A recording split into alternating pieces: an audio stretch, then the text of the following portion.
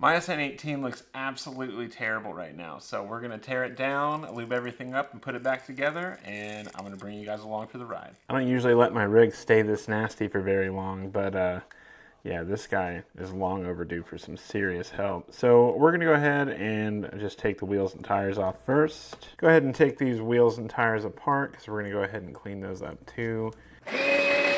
With the wheels off and the body off, now we're just going to go ahead and we're going to break this down into pieces. So we're going to do rear axle, front axle, transmission, and then everything else. So 4 pieces total that we're going to go through. All right, so we'll start with the shocks. The shock, the top is held on with like a pivot ball that you can screw in, and it's captured with a nut on the other end. And on the bottom here, it's just this little cup here, which you can snap off once you've taken the top off.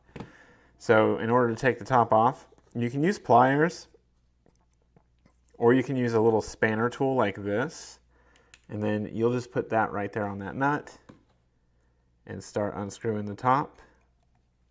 Once you've got that taken off, you can see that we can now sort of move our shock and bend it around. We're just going to want to sort of press it off that ball. It's actually kind of a lot harder than it looks like it would be, but you'll get it.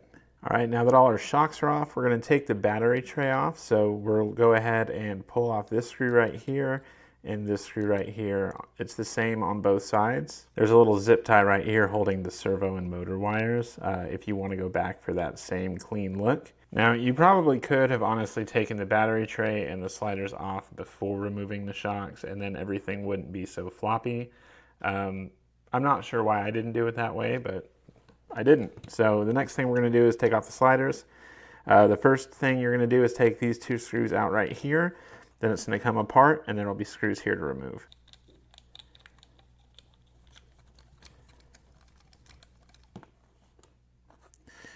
So this part here drops down. You can see how it goes on there.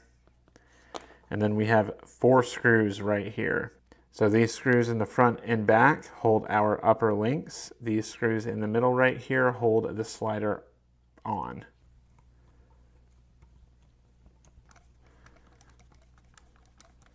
For our bottom links, we're going to want to go ahead and pull out these screws down here. Should be the same on both sides.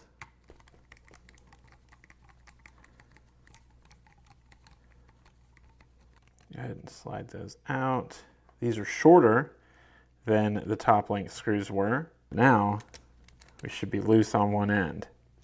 All right, there's our front axle and our rear axle removed from the chassis. To get the transmission out, we're just going to pull out these 4 screws down here on the skid plate. If you have screws that are packed with dirt like this, make sure to clear them out fully before you start trying to turn that screw, because if you strip this, it's going to be a major pain in your butt. I'll typically just dig it out with a hobby knife, and just like that, clear. With all the screws out, you should be able to wiggle this transmission loose. And now our Ascent is in pieces. This part here, just the chassis with the skid plate and stuff like that, I'm not going to take this apart any further. This is basically really easy to clean and doesn't require any kind of like lube or anything. So we're just going to leave this together to save time. We'll go ahead and we'll get started with the front axle. I feel like this one is going to take the most time to rebuild, so might as well start with this one. The first thing I'm going to do is I'm going to take this screw, and this screw out and just get the servo out of there. Also, it's not a horrible idea when you're taking out this much stuff and taking this much stuff apart to go ahead and kind of put the screws back into the part that they go in if you can. Like, when I take the servo out here, it's not a big deal for me to partially screw these screws back into the mount. And that kind of helps keep things organized and kind of helps keep me from losing stuff. Now we'll go ahead and we'll take off the steering link itself. So the little arm that goes to the servo and then the main steering link here. Really easy to do, just 2 screws, and you just got to kind of remember how everything goes. So now's a good time to just look at it, and you can be like, well, on the left, that's where my steering arm is. And then that's pretty much it. I put my screws back in here because they're not really holding anything together, so it just helps me keep track of everything. But now we're going to go ahead and we'll pull off each hub. So we'll get this off, just a screw on the top and the bottom, and this one, screw in the top and the bottom. It should pull out with the axle. Then we'll rebuild these individually. Once that's done, we'll go in here and we'll take a look at the differential gears and stuff like that and see how everything's going.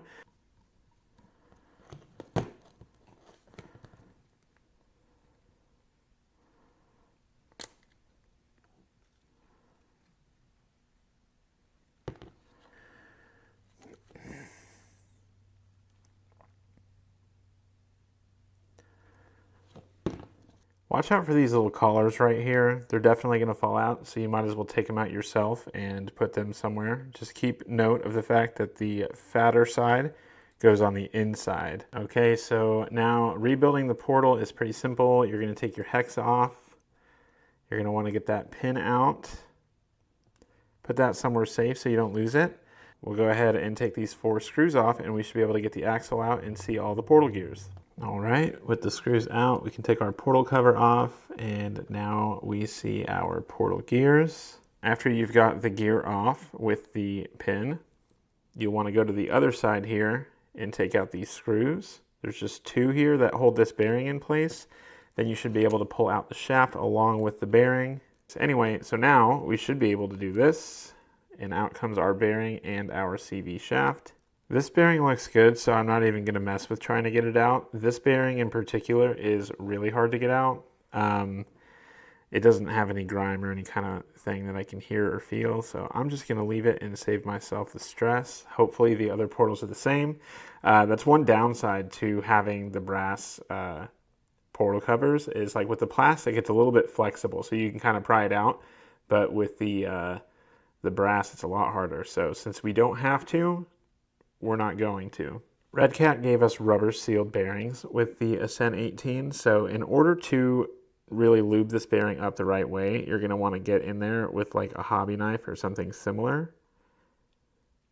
And you're going to want to carefully peel up this seal. So you can do this on both sides and spray it out with some type of cleaner and then put in like a thin oil of sorts, which is exactly what we're going to do. The CV shaft itself can also come apart for cleaning.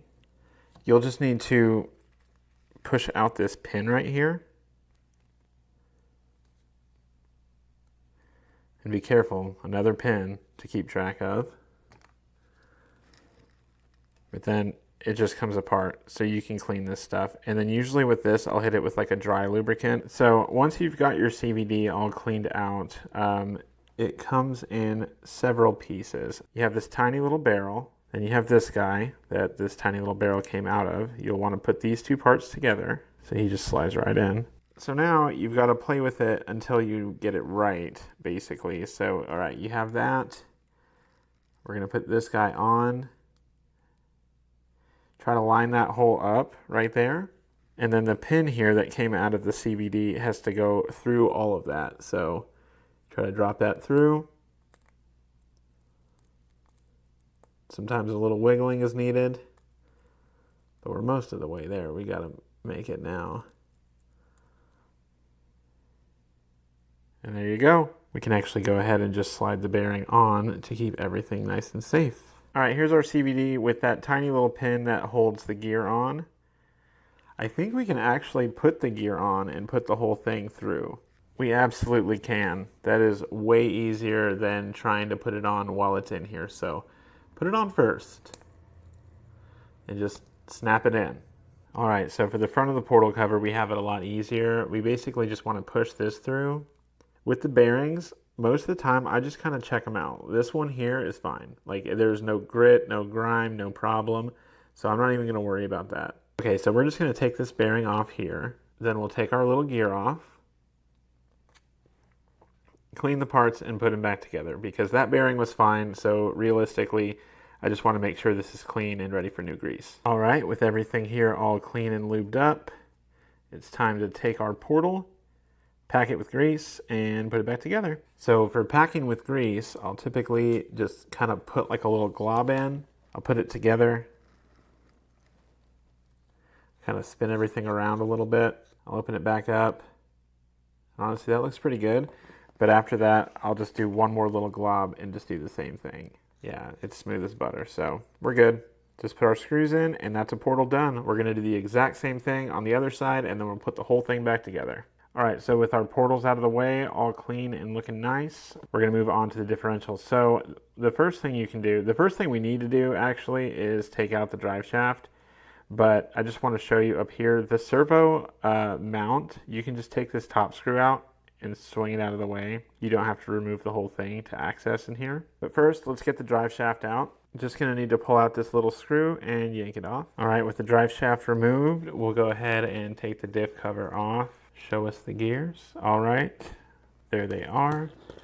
So the first piece that you have here, and so you can push on this little guy back here and it'll get this guy lifted out. And then if you look,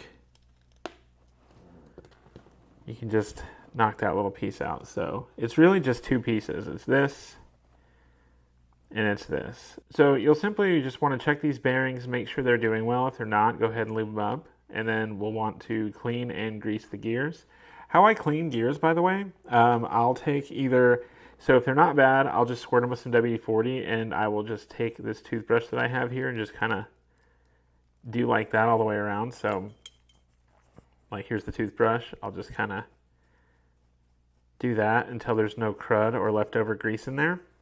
If they're really bad, I'll straight up use some soap and hot water and then I'll give them a little WD-40 bath afterward to make sure they don't corrode. Now, while I'll sometimes let bearings that are, you know, inside the diff or like hidden away, living in greasy environments, sometimes I'll let those slide on cleaning and lubing.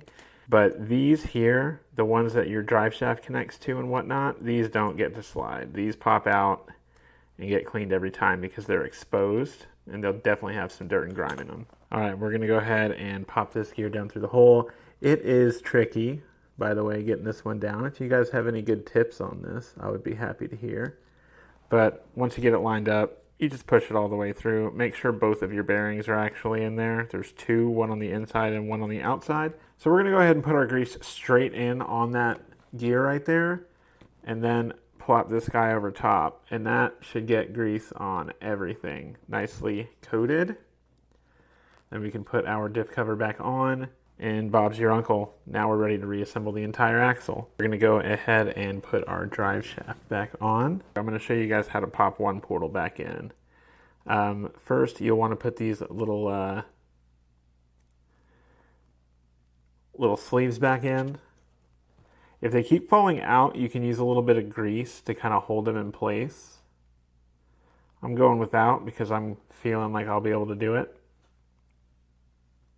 You'll stick your drive shaft in, and this one's going to slide right in, but if your drive shaft isn't lining up right, you can spin your hex a little bit, and that will allow it to, it'll move around and find its little slot. Once you got it in like that, you just pop your screws back in the top and the bottom and you are good to go. Do that on both sides and your portals are back on. All right, so we popped our steering link back on the same way that we took it off. All right, so with the steering link put back on, we're gonna go ahead and slide the servo into the servo mount. It has a little notch that it goes into. All right, and this will be our last screw, just screwing the servo into the steering arm there. There you go, that is the front axle done. You'll notice that the portal axles take longer than a regular straight axle just because of all the gears and all the stuff you have going on inside the portal. But like the trade-off is that portals are pretty darn well sealed up, so you get less crap in there. Like the bearings take a lot less of a beating and everything stays a little bit cleaner. All right, so the rear axle is similar to the front axle, except for a lot easier, to be honest. There's a little bit of a difference in these portals back here, but overall it's a little bit simpler if you ask me. So we'll go ahead, do the same thing, take your hex off, take the pin out, and remove those 4 screws right there. Once you got your screws out, you'll go ahead and take the cover off, and it's the same sort of concept in here. You'll see the 2 gears that we're used to, except for this guy here, it should pull straight out. It'll pull straight out and it'll be a straight shaft instead of a CVD. So you'll want to just go ahead and clean these gears and put it back together. If you did want to take the whole entire portal off, then you need to remove this bearing. Once you get this bearing out of here, there's 2 screws back there that hold the actual portal case to the rest of the axle. I'm not going to worry about that because it's not really keeping me from getting any of these gears cleaned up or anything really taken care of. All right, so with both of our portals taken apart and our axles removed, we can access the rear differential. So simple, same as the front really. Just take these 2 screws out, unscrew your drive shaft, and do the same thing you did with the front. All right, so with our diff disassembled and our bearings all greased up and cleaned up, we're just gonna put our drive shaft back on. We're gonna put our diff cover back on now that all the gears are back inside. If you need to see how to do the diff again, just go back to the front diff. It's literally exactly the same. And I'm trying to keep this video from being too long so that everybody can kind of find what they need. But yeah, we'll just go ahead and screw that on. I'm going to show you guys how to reassemble a portal really quick. First part to go in is going to be this little gear and shaft. You're going to slide it down the hole and twist it until it slides all the way in. Once that's all the way in, you have your other portal similarly assembled to the front portals, and you just close it up.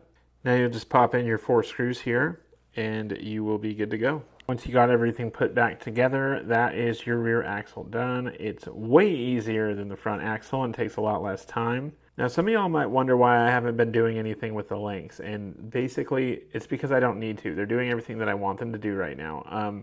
You see how like loose and free they are? If they weren't, then I would want to like do some kind of maintenance with them, but right now they're loose and free, so I'm just going to kind of clean them up, make them look nice, and that's all we need to do. Now it's time to go ahead and do the shocks. So for a full rebuild on the shocks, you're going to want to make sure that you have some shock oil. If you don't have shock oil right now, go ahead and just clean them off and put them back on, because honestly these things hold up. Like, these are in really good shape, and honestly I don't really feel like I need to rebuild them, but we're going to rebuild them just for the video. So the first thing you're going to want to do is take off this little perch here, the little spring perch. You see how it's notched? You're just going to slide that off the shaft. You're going to take your spring off, and then there you go. There's your shock without the spring. Now we're going to go ahead and we're going to take the shock cap off, and we're going to pump out all of the oil that's in there. So how this shock cap works is interesting. It's got like this loose guy, and then this is like a sleeve that holds it on. There is the diaphragm, so we'll have to remove that. And you can see inside there is our shock oil. Now you can dump this into any receptacle or something like that, or you can just dump it onto a piece of paper towel, whatever works, but get it all out of there. Yeah, okay, so with that part done, now we need to take the shock shaft out. So when you take the shock shaft out, you can use shock pliers, or you can use pliers and make like ghetto shock pliers like I do. I've always done this because I've just not ever needed to do it differently. I put a piece of cardboard in there to keep from messing up the shock shaft. Hold it pretty tight, take my shock bottom off, and that's it. Then you're going to want to go ahead and push this up and through. Pull your shaft through. Now you've got this, and down here, this guy here comes off, and you can see like the cartridge or the O-rings that are in there. So this is just kind of like a cover right here. So you got that, and then you go in here and you got a couple O-rings. Should be, there's usually 2. That toothpick sucks. Let's try a different one. Actually, let's just try the shock shaft and see if I can do it that way. All right, so there's 1 O-ring, and a lot of times there is 2. I guess on this one there's just 1. Okay, so we're gonna go ahead, we'll put our shock shaft back through here on the rebuild. And we're gonna use this stuff called green slime right here by Team Associated. If you don't have this, it's okay, it's not like a requirement. It's just really nice for building shocks. It works really good. It's just kind of like a grease. And you can put it on the threads here to kind of like protect the O-ring when you slide over it and stuff like that. It's really nice for that kind of stuff, and it's really nice for helping your O-ring maintain like a good seal. So I'm just gonna, that's like way too much, but you know what, whatever. We'll glob it on there, and we'll go ahead and we'll put our O-ring back inside where it goes. Green slime also kind of helps with that. And then we'll slide our little doohickey on here.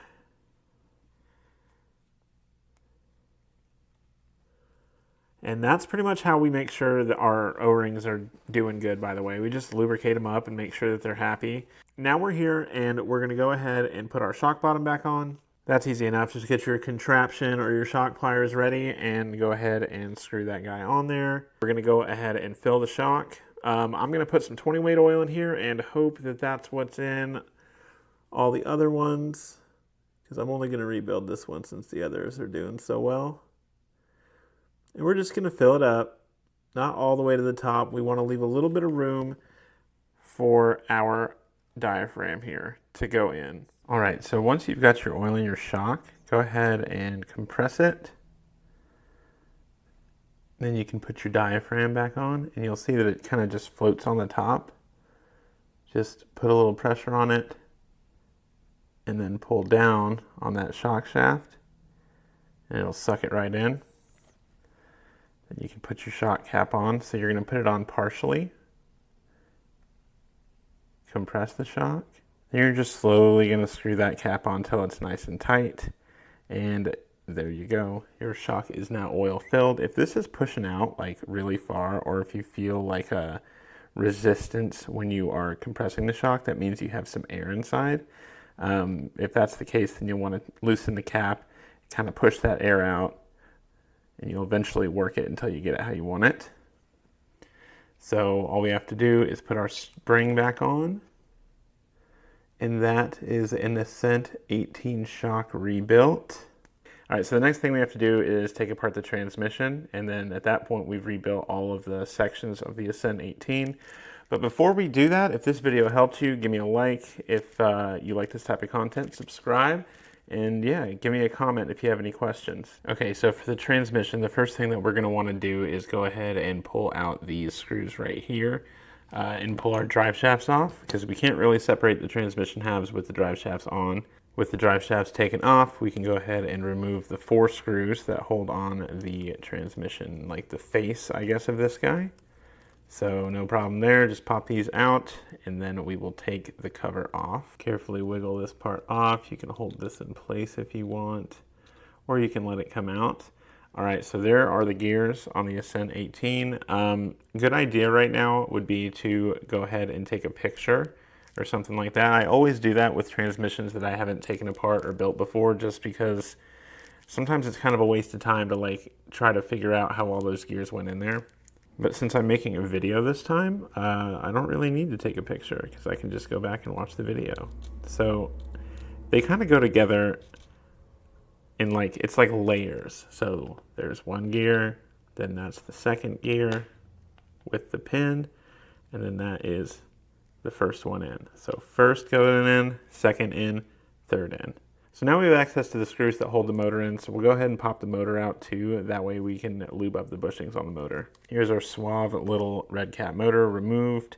There is a bushing right up here, and there should be a bushing hidden back in here. The way they designed, they're exposed on some motors, but a lot of motors I've been seeing lately have had them kind of covered up. So you want to just put like a tiny bit of oil right there, and then just a tiny bit of oil right in here where that bushing is. This is a good spot to lube pretty much anytime you have the opportunity, because they are bushings in there instead of ball bearings. So we'll just hit it with a small tiny dab there. And we'll do the same thing right here. Careful not to do too much because you don't want a bunch of oil getting inside your motor. Work it out and then just go ahead and wipe off any excess. We can put the motor right back in. So for the transmission reassembly, it kind of just layers in like a cake. So we're going to put all the gears in, and then we're going to put a little bit of grease in here. The first guy to go in is this one. And you can tell when you look because it's the lowest gear. It sits the lowest, and it is connected to the pinion. So we'll put that guy in there, and we'll hit just a little bit of grease in there. The next gear to go in is this one right here. And the larger side of this gear is meant to interface with the smaller side of that gear. All right, we've got the last piece in here along with all the grease. If it doesn't sit all the way in, like, so there's a hex piece that needs to be facing the outside and sit all the way in, and then you can put your transmission cover back on. pop your 4 screws back in, wipe off any excess grease, and you have rebuilt the transmission. The bearings in here are the same as anywhere else. The only ones that I want to really lube ever are these ones on the outside. The ones on the inside, you can totally do that, but I'm just saving time. They're in there, they're rotating smoothly, so they're probably going to be just fine, especially with all the grease flying around. But these ones here, they're exposed on the outside, so these are the most likely to need to be cleaned and lubed, and you'll do it the same as the other bearings that we've done in this video. All right, so now we're ready to start putting the rig back together. We're going to start reassembling it, and I'm not going to go through the whole reassembly process because you guys can easily go through and just watch the disassembly and do that backwards if you need to. But we're basically going to do everything backwards, except for I'm going to give you a couple tips along the way here. One of them is to go ahead and attach your shocks to your axles while they are out. It's a lot easier to get in there and press on this without the whole rig being in the way. So I'm going to do that first, and then next I'll put the transmission into the actual chassis and then just start throwing my axles on. All right, so with those rear shocks, we're doing the rear axle. With the shocks bolted up, we're going to want to go ahead and make sure your links are kind of like sorted out. So like your top ones are ready to go in and then your bottom ones are out of the way. That'll help you a little bit. So with our axle connected and in phase means that they are like literally facing the same way. So the U-joint is like this here and like that there.